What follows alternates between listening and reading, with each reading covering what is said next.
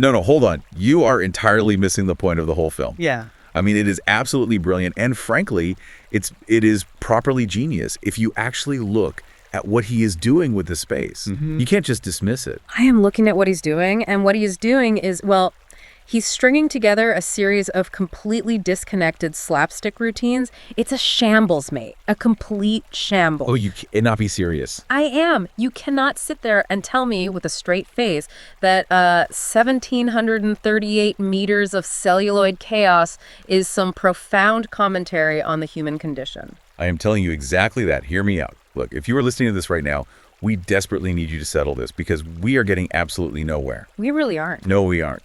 So our mission on this exploration of the source material is to look at the historical roadmap. Cinema, the magic vehicle, a comprehensive guide.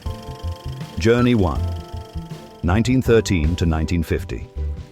We are pulling apart Buster Keaton's 1924 silent film, The Navigator, and we need to figure out if it's high art or just a guy falling down. Because it is just a bloke falling over on a boat. A bit overhyped, if you ask me. It is a masterpiece. A masterpiece. Look, we are pulling this directly from cinema, the magic vehicle, right?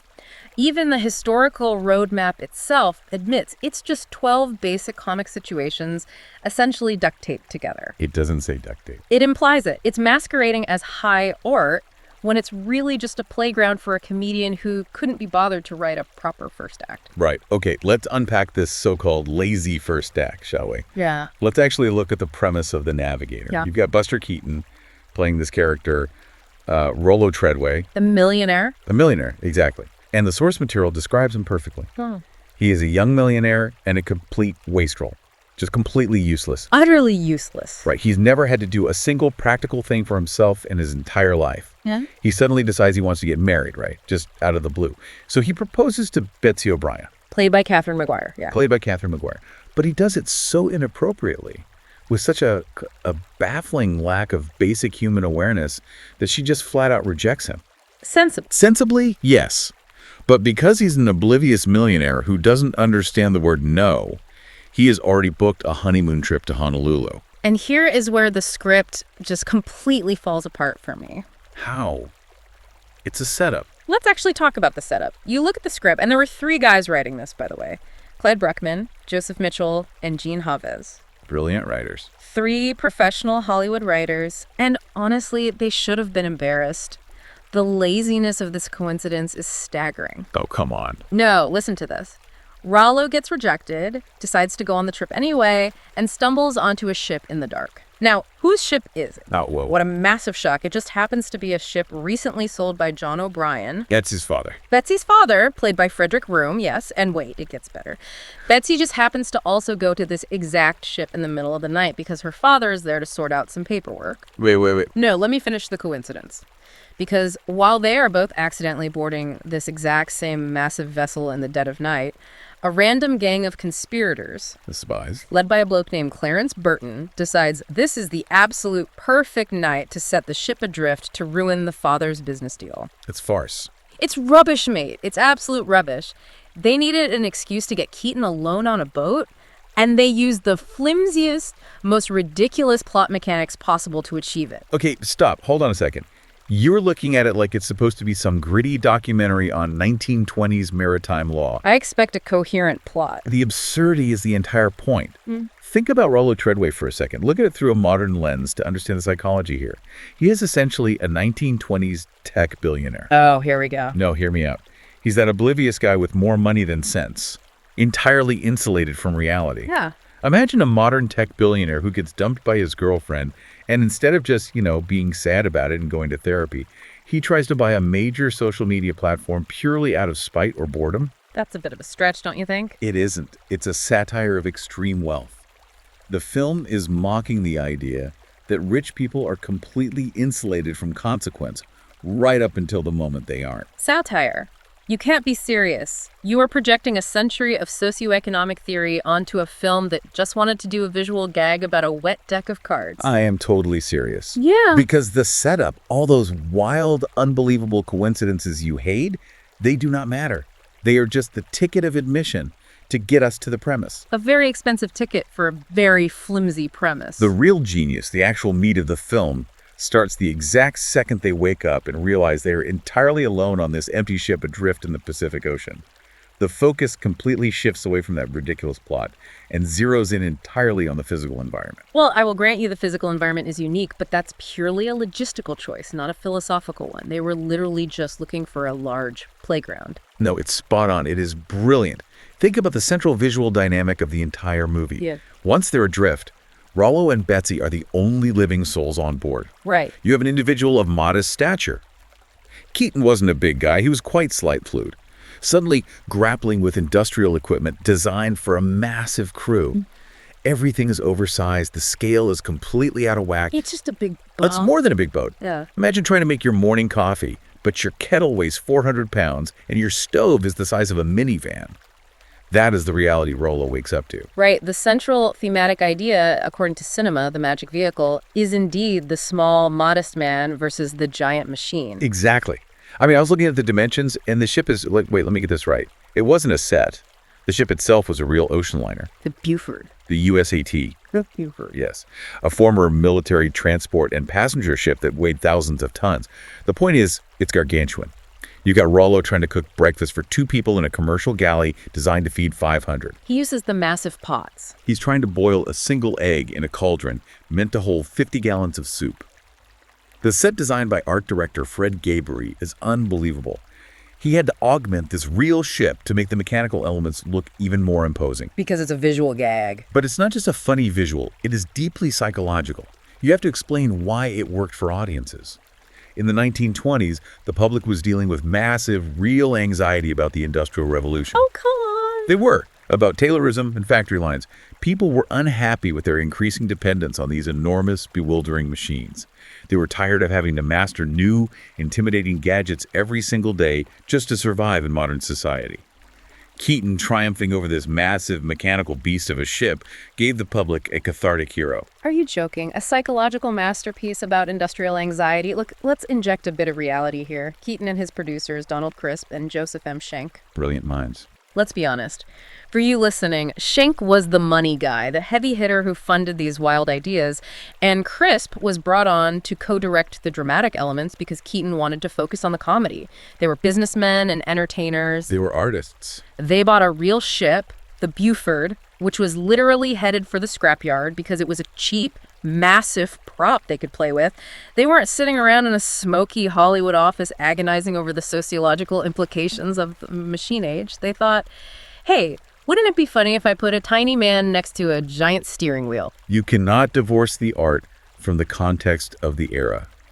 Even if they were just looking for practical props, the reason it resonated, the reason it was his most financially successful work was because it tapped into that collective, unspoken anxiety. I don't buy it. He visually manifested how small the average person felt next to the gears of industry. Or it resonated because people like watching people fall over.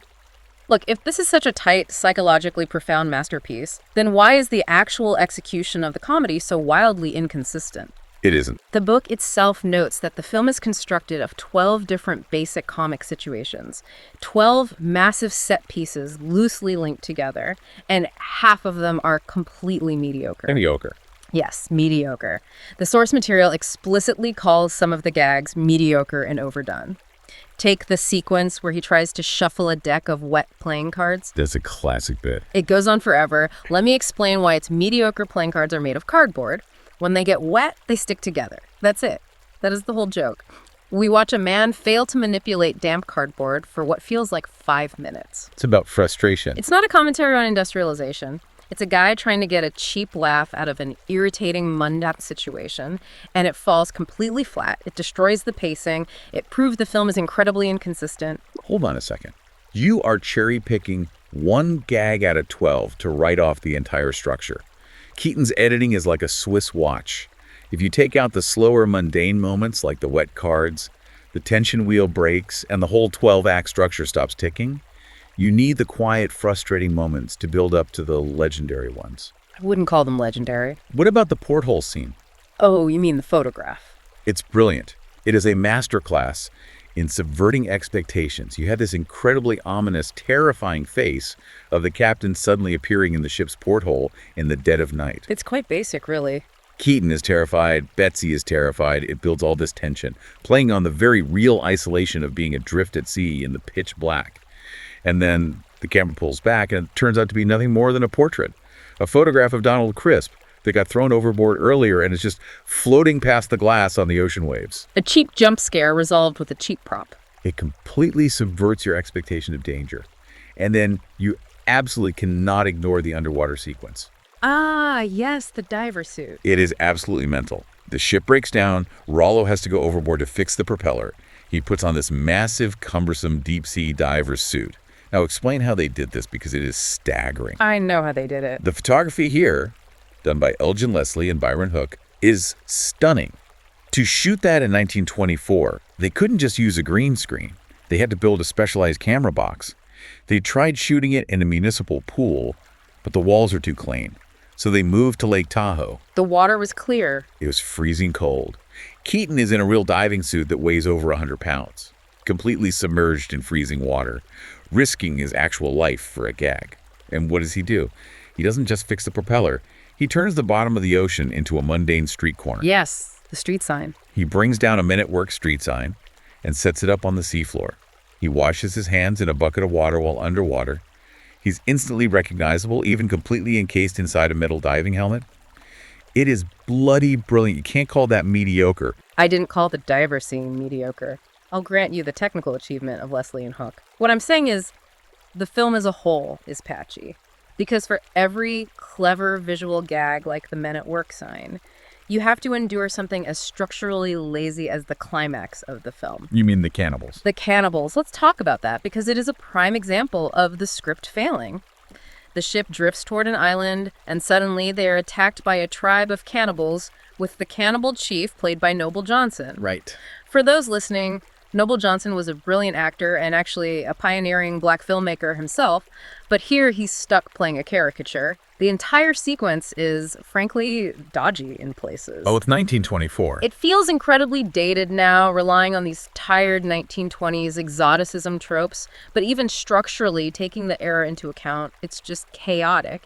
It feels like Keaton and his writers realized they're running out of film and needed a heroic climax before the couple gets saved by a submarine, so they just threw a bunch of extras in grass skirts at the problem to artificially raise the stakes. That's incredibly cynical. It's a contrived, messy way to force Rollo to finally play the action hero.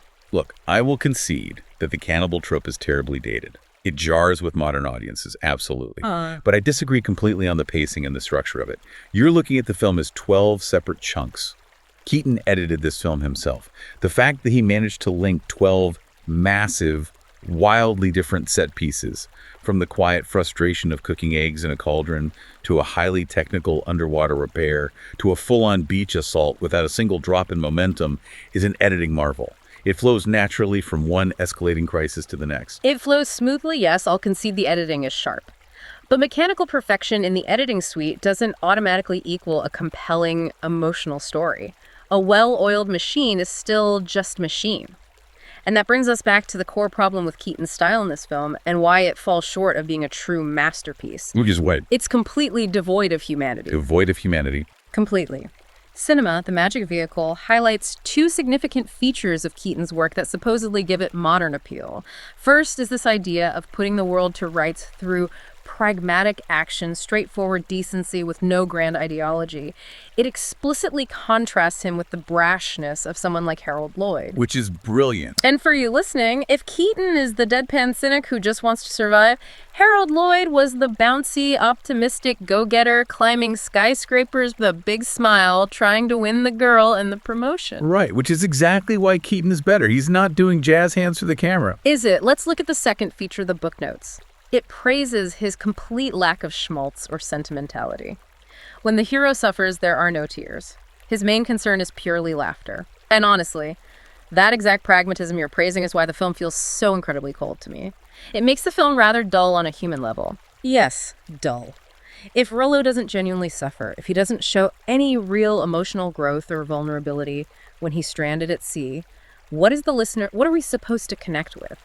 We are watching a stone-faced man do mathematics with props.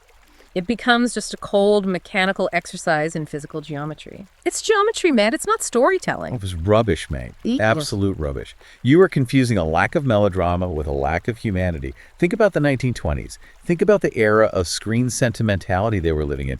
Every other picture, from Chaplin to Mary Pickford, was filled with these huge, theatrical, weeping performances where the hero is literally begging the audience for pity. But at least they were trying to make you feel something. They are manipulating you to feel sorry for them. Keaton's refusal to do that, his absolute refusal to beg for your tears, is exactly what makes him a modern Robinson Crusoe in this film. A Robinson Crusoe who doesn't seem to care that he might die of starvation or drown at any moment. But that's the dignity of it. He doesn't complain. He doesn't weep at the sky. He just gets to work. He looks at a problem, a broken propeller, a massive kitchen, a sinking ship, and he applies pragmatic action. There is something deeply, profoundly respectable about a character who suffers but maintains his dignity without demanding you cry for him. You're romanticizing a lack of acting range. I am not. Look, let me ask you listening to this right now. Think about the last time a film tried to force you to cry. You know the exact moment, right? The camera pushes in real slow, the dialogue gets really breathy, the actors look off into the middle distance, and there's this swelling, manipulative string section telling you exactly how you were supposed to feel. Didn't you just want someone to stop crying and fix the damn propeller instead? That's Keaton. He respects the audience enough to not manipulate them with cheap sentimentality. Oh, please. He respects the audience. He manipulates them with cheap gags instead. Shuffling wet playing cards for 5 minutes. It's a visual exploration of futility. Oh, come off it. It's a man with wet hands. Listen, the historical reality of the film's success is well documented. I'm not arguing that it failed at the box office. It was among Keaton's personal favorites. And as the source explicitly notes, it was his most financially successful work. People bought tickets. It made him a fortune. Exactly. The public loved it. They recognized the genius. The public also loves fast food. That doesn't make it a Michelin star meal. And even cinema, the magic vehicle, the very book you are using as your Bible to defend this film, notes that the rich, dramatic content of The Navigator was completely surpassed just 2 years later by his film The General. Well, The General is a different beast entirely. The General is an actual masterpiece because it marries the physical comedy with genuine stakes, actual historical context, and narrative drive. You care about the outcome. The Navigator is just the rough draft where he was testing out the equipment to see if he could hold an audience's attention with oversized props. It's an overpraised, patchy collection of gags. It isn't half the film The General is. You cannot penalize a triumph of man over machine just because the director topped himself a couple of years later. That is incredibly unfair. The Navigator stands alone as the absolute pinnacle of physical comedy in an isolated environment. It is pure, unadulterated cinematic joy, and it proves that human ingenuity can overcome the most overwhelming, monolithic industrial odds. It's a giant prop hunt. But if you want to look at this supposed triumph of man over machine, ask yourself this, and I want you to really think about this point. If we are so exhausted by our dependence on technology today, if we share this 1920s industrial anxiety you keep banging on about, why do our modern blockbusters solve every single problem with more CGI machinery? Every Marvel film, every sci-fi epic, we just throw digital noise and fake lasers at the screen. The machines always save the day. Whereas Keaton's ultimate fantasy, almost 100 years ago, was just a man figuring out how to use his own 2 bare hands to boil an egg. See? You do get it. That is exactly why it's a work of genius. The utter beautiful simplicity of... No, I am saying the audience is easily impressed by basic manual labor because we have collectively forgotten how to do it. We watch a man fix a propeller and think it's magic. It doesn't make the film a masterpiece, it makes it a historical curiosity. You're completely ignoring the artistry of the framing. When he's in the diver suit, the way Leslie shoots the wide angle. I am not ignoring the framing, mate. I am saying a nice frame doesn't excuse a lazy narrative.